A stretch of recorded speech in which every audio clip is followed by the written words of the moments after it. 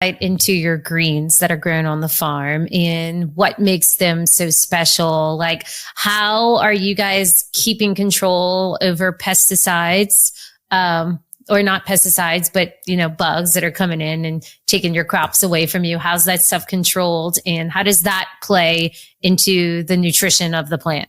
Yeah. Okay. I'm not a farmer specifically, but I can I can speak to some of this. The farm, let's just say, and it's in its entirety is, let's say, it's around 400 acres. But let's say last year we were only on 88 acres of production. Okay. So now you have about a quarter of the land actually dedicated to growing the vegetables that we're selling.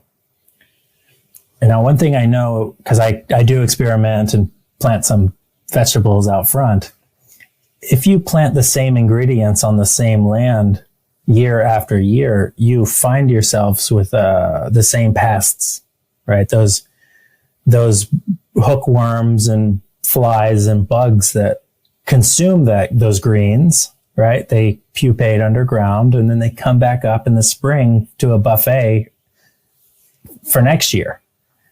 So the most important way that the farm manages with pesticides and fungicides and herbicides and stuff like that is actually by just moving the plot of greens. So just relocate it. Move it. Now it was here this year, but it's not going to be here again for maybe 4 years or 5 years. And you relocate to a new place where those pests didn't consume those ingredients. Does that make sense? Yeah. So you're diversifying the soil health. Is that right? Well, for sure. But you're also like managing pest problems. And you're also, let's say like while those greens aren't on that acreage anymore, now that's going to be cover crops to support the deficiencies of the soil that the greens consumed. Right. So like, then do it again and do it again. It's like a 3-dimensional sort of chess that happens on the crop planting. There's 600 varieties of vegetables grown on the farm today. And they're managing. It's amazing. It's amazing. I mean, how many varieties of lettuce can you name? How many varieties of lettuce do you think you can name?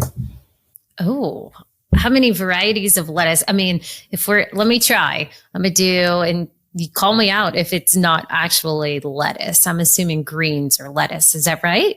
Lettuce in the lettuce family. Okay. Is it arugula? You've got romaine. No. No, spinach, turnip greens, mustard greens, collard greens. Is that all lettuce? Nope. Oh, Jen Smiley's failing the test. I failed this test too. Well, I don't know. There's hundreds of them. There's hundreds of them. But hundreds. Wait, there's hundreds of lettuce?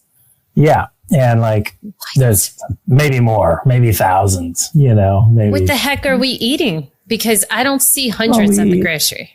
No, we eat like two varieties of lettuce as a general rule in human. I mean, we eat green leaf lettuce, and as humans, we eat iceberg. That's a lettuce. We eat romaine. That's a lettuce.